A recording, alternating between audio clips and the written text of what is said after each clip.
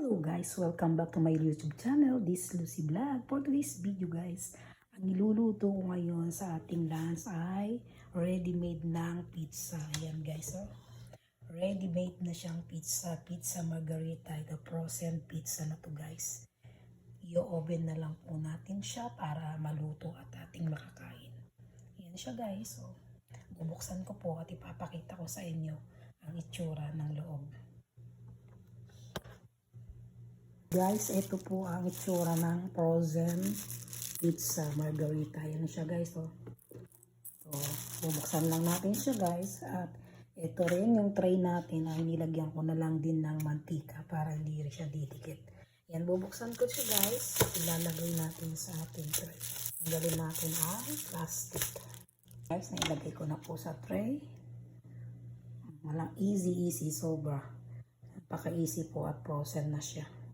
Meron siyang nabibiling frozen sa department store. Ready to oven na lang. Ayan guys, at i-oven ko na po.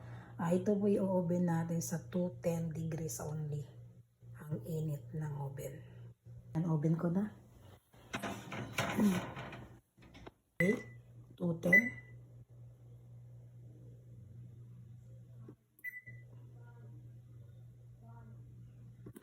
Oops, sumobra. Ayan guys, 210 lang po ang temperature, yung degrees ng init para sa pizza. Tutunog yan guys pagkatapos ng oras niya. Hintayin natin, babalikan natin ang pizza.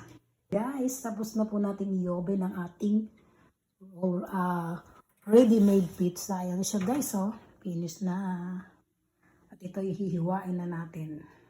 So, i-slice na natin. Hindi siya kasi pwedeng ma-overheat. Titigas guys.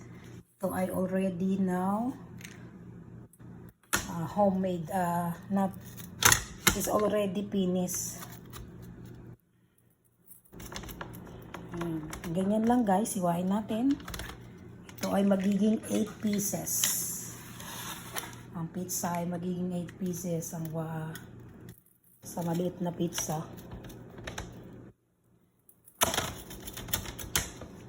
Ready-made na kasi guys to ang ating pizza, kaya saglit lang siya nating iluluto.